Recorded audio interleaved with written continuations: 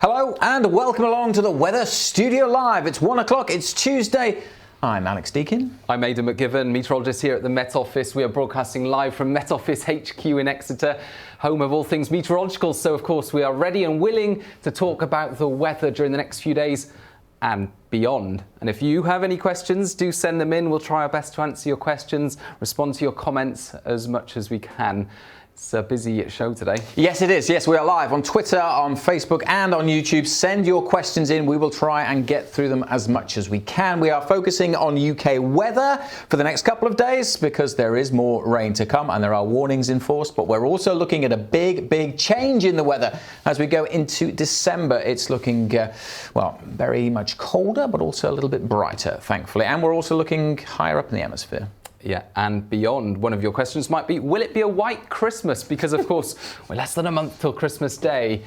Now, when we're looking that far ahead, we can't be specific about whether it's going to snow in your particular location on Christmas Day. But what we can do is look at certain global circulation patterns, certain things that are happening perhaps miles away in the tropics or above the poles, and sometimes many thousands of feet high in the sky. And we look at these things to give us hints as to how the weather patterns might develop into the future. And we'll be looking at one of those hints today, something called sudden stratospheric warming. A lot of questions on it last week, so we've brought in the expert. A lot of questions on it last week, which is why we've brought the expert in. We've got Jeff waiting in the wings. He is going to come in to talk about it. But a question already this week about it. I heard stratospheric warming is happening. Is it true? From Yeehaw G-By on YouTube. Thanks for your question. We are going to discuss sudden stratospheric warming in today's show, but not straight away. First of all, let's deal with the rain because it is still chucking it down out there across much of the UK. We've had warnings in force for much of the week. It's been very wet, particularly down across the southwest and South Wales. Yeah. This is the satellite image. This is the satellite image. Talks about things happening many miles away that affect our weather. This is an actual tropical system. Pause it there. This is an ex-tropical system. It formed in very warm waters. Sebastian, I think the 17th named storm of the Atlantic season. It's now bearing down upon the UK, of course. It's not a tropical storm anymore, but it is an area of low pressure. Tropical transition on Monday. It never quite reached hurricane status, but it was a pretty active tropical storm over the weekend. Now it's just an area of low pressure, but it's bringing some pretty wet and windy weather to parts of Ireland and across the UK as well. Yeah, so this is the satellite from this morning. It was a wet start across much of England and Wales. You can see these weather fronts. You can see this massive cloud circulating around the area of low pressure. But playing it forward, well, the rain is moving north quite quickly. And so Scotland, Northern Ireland, you may have started off dry, but the rain is on the way here for the rest. There's blue sky out there here as well. At the moment, between the weather fronts, some sunshine, but there's more rain to come, particularly wet and windy across Southern Ireland at the moment with that low pressure system. Although it's weakened, it is now moving its way towards the southwest of the country. And so we do have weather warning in force for the southwest. Yeah, let's take a look at that. There's the weather warning. And it's effectively because we've had the wet weather, we've had the prolonged rainfall. Now we've got these lively showers, even some thunder, hail, some strong winds. And some of these showers where they become aligned over the next, say, 18 hours or so. Some places we're looking at 20 mils, some places 30 mils across this part of the world. So it's been so incredibly wet throughout autumn, particularly October and November have been really wet. We'll have the autumn stats actually out later this week, early next week. Be really interesting to see the variation, just how wet it's been. Yeah. So focus there for some heavy downpours through the rest of Tuesday. Meanwhile, just prolonged damp conditions across much of Scotland. That moves north and then it stalls. Tuesday night, this is. Tonight's that weather front stalls there, and there's that system moving in. So more heavy downpours across the southwest, spiralling in, and then we need to focus on this, don't we? That next area of rain spiralling in across, again, areas that have just seen a lot of rain over recent weeks and months. Northeast England, parts of the Midlands in particular, and again, we've got another warning out for that heavy rain that really starts through Wednesday and then continues into Thursday as well. And again, because it has been so wet, these actual individual rainfall spells, not especially intense, not particularly unusual, but because it has been so wet, the ground is getting saturated, if not completely saturated. So that's why we have these warnings in force for further problems likely. And yeah, some pretty gusty winds across the south as well. but it is a tropical system, or remnants of a tropical system. So it is bringing warmer air. So tonight is going to be really quite mild, and really quite mild throughout much of Wednesday as well. So yeah, after last week when we were below average for much of the week and really feeling cold in the winds, these are the overnight temperatures tonight. In many places, these are kind of similar to the maxes that we were having last week. We should be pretty much frost-free. And so, yeah, very mild conditions arriving because that is an ex-tropical system bringing that milder air. 14 Celsius in some parts of England and Wales today. Mild night tonight. Fairly mild again tomorrow. Double figures for many places, those kinds of temperatures. Might not feel all that pleasant in that wind around East Yorkshire. It's always great in Hull, but it might not feel all that pleasant tomorrow with the wind and the rain. And look at that, some rain for Shetland. Shetland, one of the sunniest places, had a very sunny month, Shetland, but it's finally getting a bit of rain tomorrow and some brisk winds. But that direction is interesting. Yeah, I've moved it there just to show significant change coming in by the time we get to Thursday. Thursday's the day of change. We're talking more about what we can expect once this northerly arrives in a moment. But yeah, if I just... So this is the start of Thursday. You can see the low pressure there is starting to swirl away, but the winds are now coming down from the north, and that is going to be a big change. Most noticeable on Thursday across Scotland, but eventually that colder air will push its way further south across all parts of the UK, and that's going to be a big change with really cold conditions spreading their way south, but hopefully also some drier weather on the way as well. We'll have more on that in a moment. Yeah, we certainly will. But a lot of people are interested in sudden stratospheric warming. A lot of you might be wondering what on earth are they talking about with sudden stratospheric warming, and it is a topic that needs some explanation. So we'll be asking Dr. Jeff Knight to explain what it is and then how it might affect our weather. Of course, this is where it gets a little bit technical, so do bear with us. If you want a straightforward forecast for the next few days, they're on our website, they're on our app, they're on social media channels. This is just an opportunity to learn a bit more about the tools that we use behind the forecast. And ask questions like Phil Atherton on Facebook. Is this the real Met Office? Well, Phil, yes, it is. Thanks for your question. I can confirm it is. Of course, why would you believe me? But, it says it up there, so it must be. But we are broadcasting live from the Met Office, I promise you. Which year did we last have a white Christmas? Robert Taylor on YouTube. That is a good question. December 2010 was widespread. That was the last really widespread one, but we've had because we measure it by station now, so certain stations can have them. Most years, somewhere gets a white Christmas. Somewhere gets one, but the last year we had a really widespread one was 2010, like you said. But yeah, we'll have maybe an update. We'll maybe do a white Christmas special in the coming weeks, and we'll look at the stats. We'll look at the stats around that. Continued changeable weather or a long cold spell, Paul Tan on YouTube. Well, it does look like it could be quite a significant cold spell lasting into next week, and when it turns over the course of the weekend, it doesn't look like it's going to be just a day long. It does look like it'll be a little bit longer than that, but again, we'll have more on that in a moment. And the 10-day trend tomorrow, of course. Here's a good one. White Christmas. Gavin Wilcox on YouTube. Is it a fact that we're more likely to have a white Easter than a white Christmas here in the UK due to a lag effect? And yeah, there is a certain lag effect, but Easter varies each year, and it does depend on when Easter is. And I understand that if Easter is in March, it's more likely to be white than Christmas. But if Easter is in April, Christmas is more likely to be white. Yeah, there's more snow days in March than there is in December, I think. But fewer in April. Fewer in April, so it's a statistical anomaly, really. But yes, we've had a few white Easters over the years. Julian Fisk on Facebook, do you get tired of the press sensationalism of the weather? Oh, Julian, that is an interesting question. I wouldn't say we got tired of it, do we? No, but it makes us chuckle occasionally. It's easier for us guys, but the press office, our friends in the press office get a lot of grief sometimes, and they have to do a lot of firefighting. So they may have a different answer to us, but it does bring a smile to our face. People talking about the weather is always good. Our passion for meteorology is always good to see. And one last one for now. Papa Mainland YouTube. Hi guys, how is the European snow season going? It's going well, amazingly. There's a huge amount of snow so far, especially over the Alps and the Pyrenees. So it does look amazing there if you're lucky enough to be going skiing this season. But it was pretty good also at the start of last season as well. Okay, that's enough of your questions for now. Do keep sending them in. We'll have some more answers in a moment, but now it's time to bring in our guests. Come on in, Jeff. come on in. Hi guys. Hello, thank you very much for joining us. You have been on the show before, but for people who haven't seen you before on this Weather Studio Live, just tell everyone what your role is here at the Met Office, what you do day to day. So my job is working in the monthly to decadal prediction area, where we try and understand climate variability and how it can help us to tell people what might happen next on the longer range than the sort of thing. So you specialise in longer range. Yeah, and you're exactly. Particularly here to talk about sudden stratospheric warming, often abbreviated to SSW. First and foremost, what is it? What are we talking about?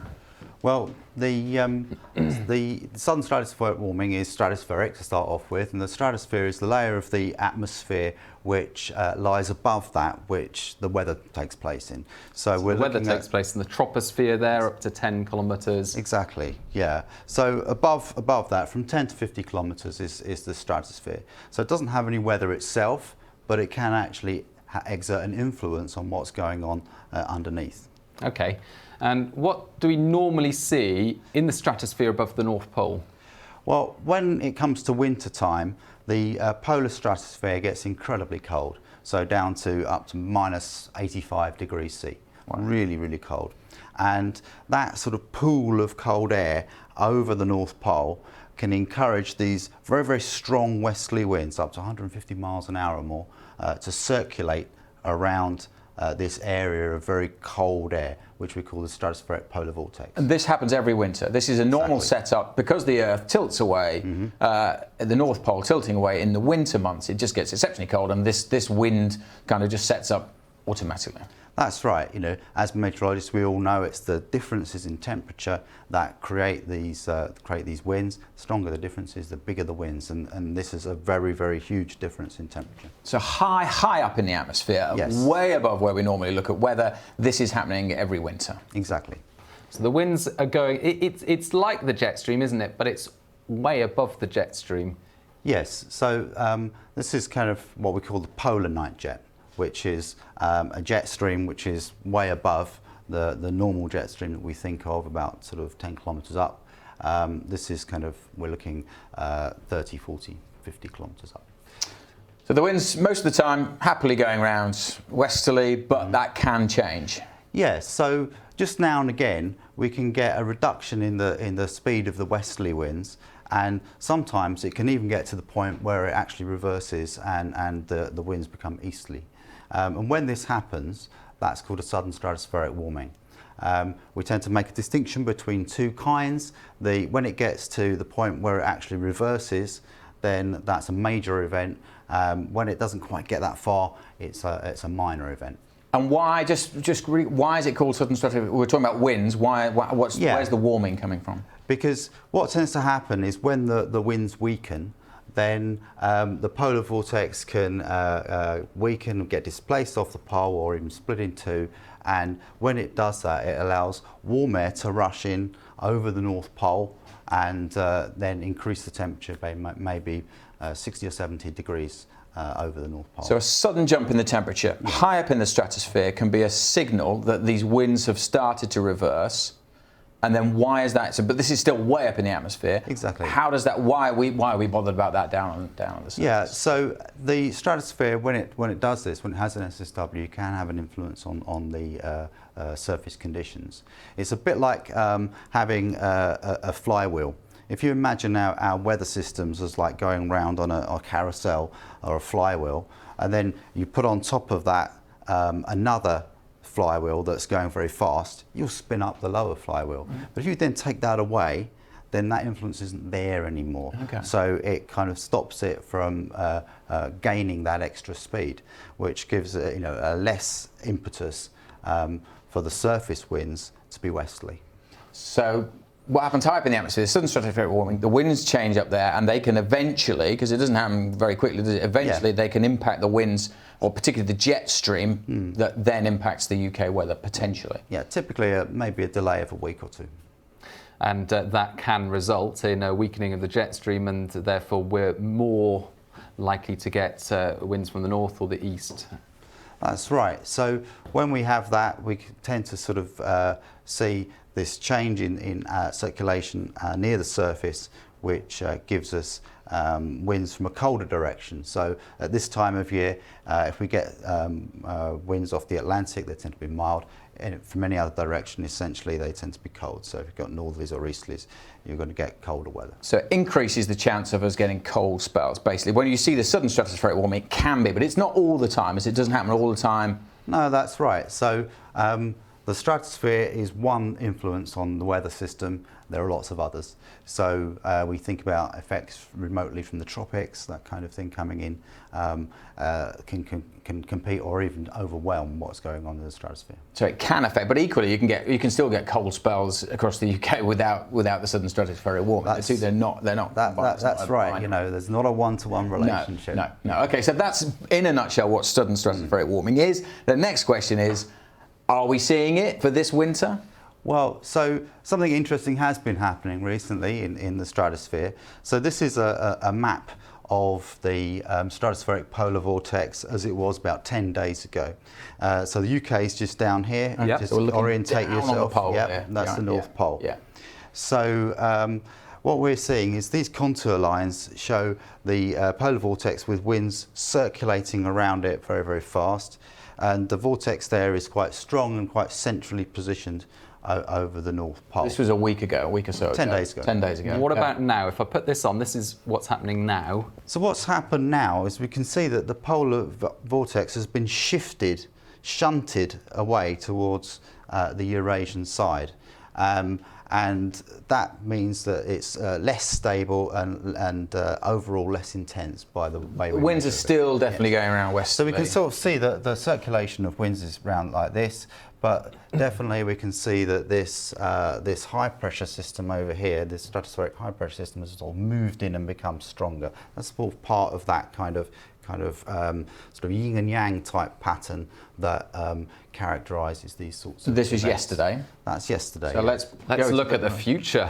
So this is the 10-day forecast that we've sourced from the Free University of Berlin website that looks at ECMWF data. So this is medium range ECMWF data. What we can see is that the polar vortex has been squashed and displaced even more than it was yesterday in this forecast. So that's what we're expecting to see, is that this process is actually continuing as we go forward in the next 10 days. Just to flick it back to a mid-month, forward, back. So yeah, definitely a change there, isn't there?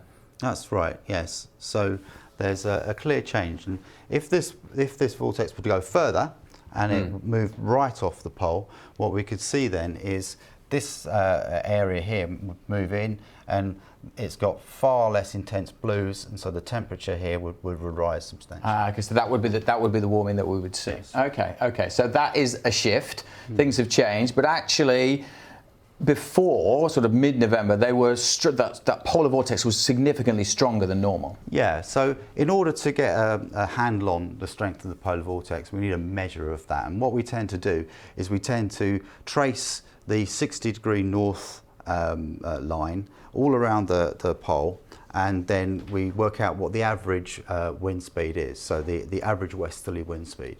And that's what is plotted here in this graph that shows how over the first part of the late autumn here, the first part of the autumn winter season, then we can see how the vortex spins up over that period. So what we're looking at here, this is the actual wind speed, and this is the difference from a normal year. Right.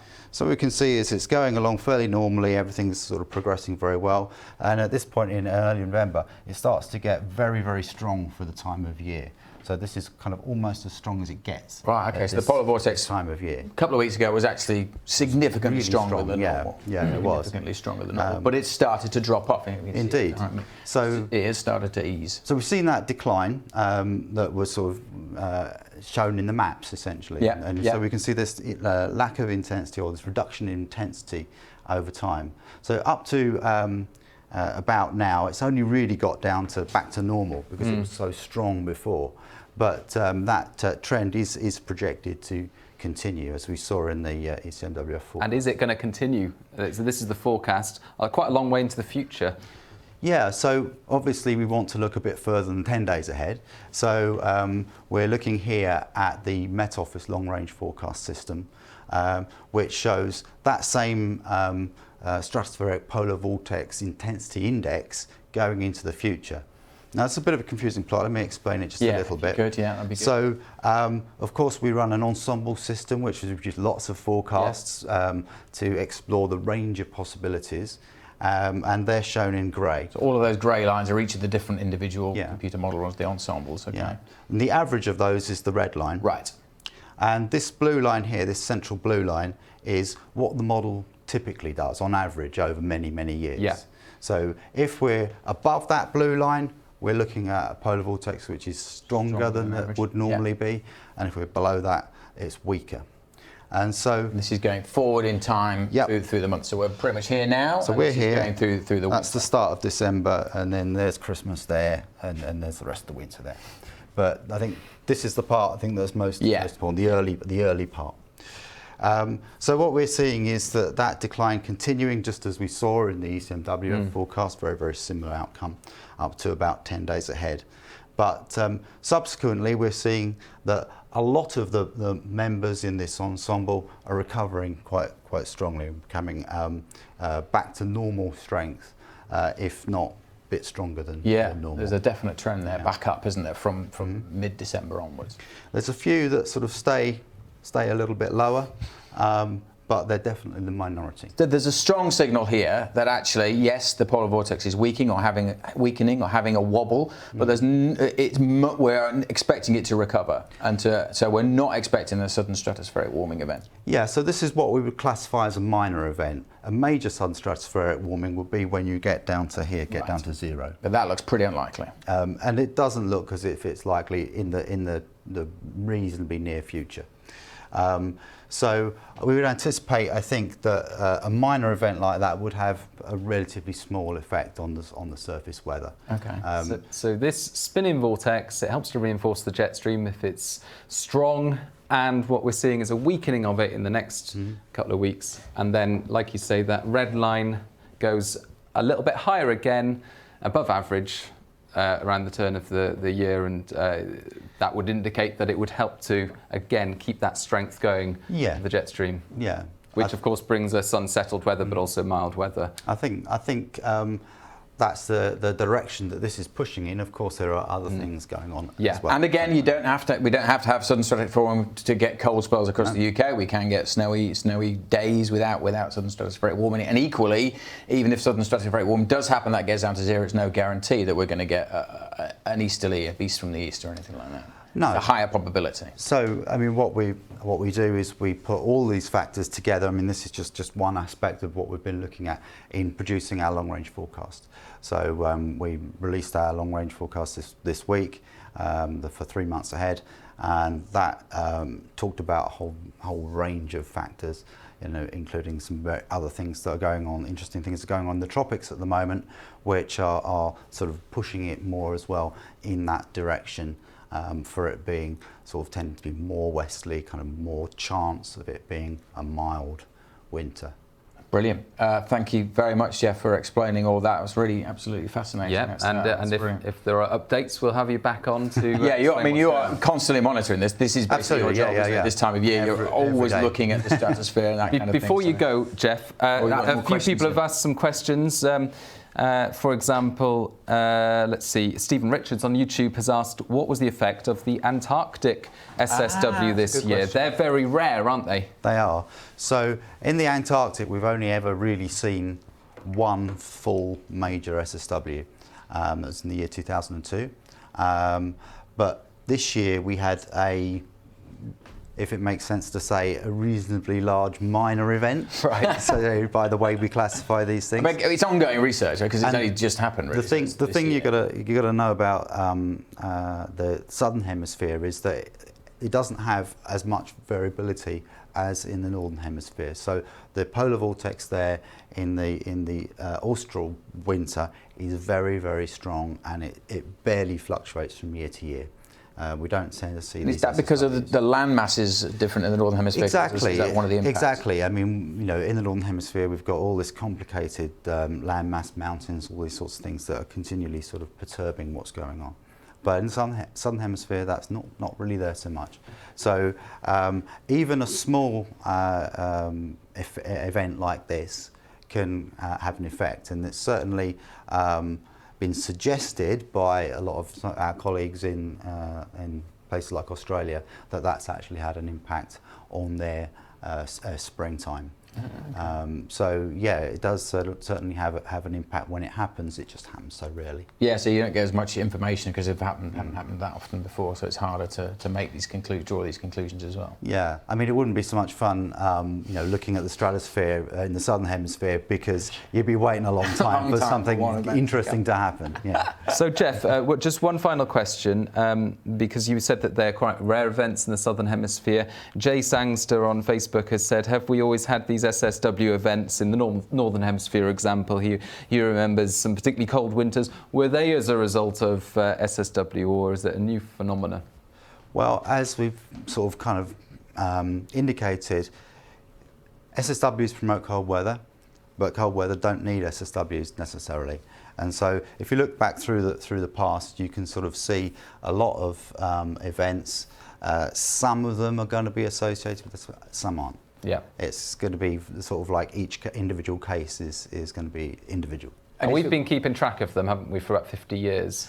Yeah, so they were discovered in the late 1940s, essentially. And routine monitoring of these kind of levels has only really been around since the 50s. So we've got about 60 or 70 years of data. And they're perfectly natural. They're perfectly normal for natural phenomenon. There's nothing. Absolutely. Yeah.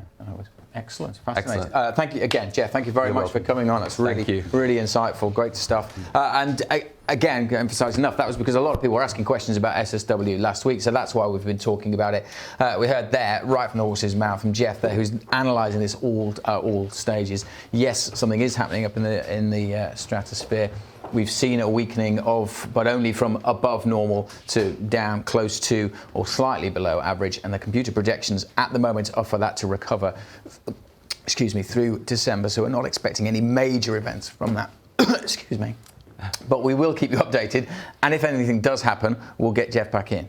Yes. That's what we can do here at the Met Office. We have the scientists who are willing to come and chat. Yeah, really insightful about some of the tools, looking at the factors that influence the weather in the longer term, but it all becomes very complicated, and there are many factors, and of course they all ultimately dictate what happens with our own jet stream.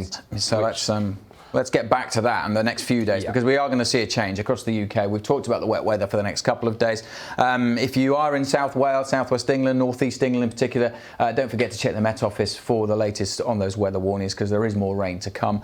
But thankfully, if you are fed up with the wet weather, there is something a bit drier to come as we go into December and the weekend. Yeah, so recently we've had the jet stream tending to run to the south of the UK. It's brought us colder than average weather, but also a lot of wet weather as these areas of low pressure have come in one after the other. But there is a significant change in the shape of the jet stream expected through this week. And if we run it forward, you can see, and just watch on this side of the screen here, there's a ripple that develops, and then it becomes highly amplified by the time we get to Friday. Watch this come out of the States, and then we start to see this big bulge happening. So rather than a flat line running across the Atlantic, an active shaped jet stream bringing us low pressure after low pressure, well, as that ridge builds in, let's put on the pressure chart, you can see it helps to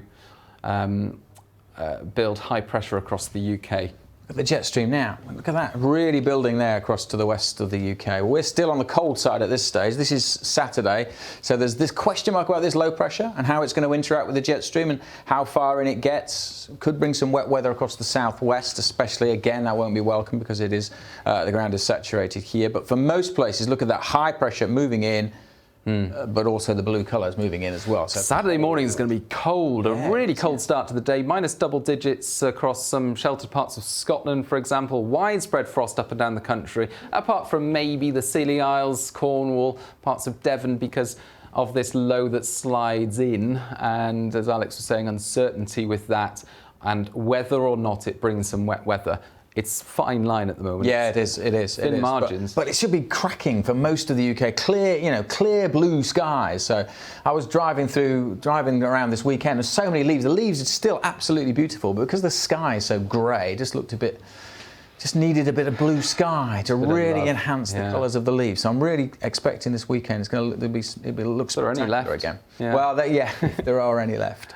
Last day of autumn, isn't it, on Saturday? Saturday. So. Go on. So yeah, we're watching that rainfall closely. It slides across there, so it just skims the southwest of the UK. A lot of people asking about snow, and yeah, there'll be some flakes of snow in some parts of the UK. Northerly winds, as they arrive on Friday and into Saturday, will bring some showers to northern Scotland and perhaps some parts of eastern England, but really only chance of seeing snow will be hills, over the high ground. Yeah, the Grampians will get some. Nothing unusual about that at the end. North York Moors. There was a question mark. It was because of this low pressure coming in, bringing some moisture up to the southwest and hitting the colder air. There had been a suggestion that could have some snow on its leading edge, but it looks really unlikely now, except possibly a little bit over the Brecon Beacons. But I say there's still a bit of uncertainty about that. But that's a kind of classic scenario though, where you can get snow across the southwest, is if you get these lows coming in, hitting the colder air, but more particularly later in the winter when the ground's had that much time to cool down a little bit. So that looks unlikely. A bit in the mountains across Scotland in the northerly winds. And then what happens after that? Let's go through to Sunday. And there's the high pressure building in. Whatever happens with that low, it does disappear. High pressure builds in widely on Sunday. Beautiful day for everyone.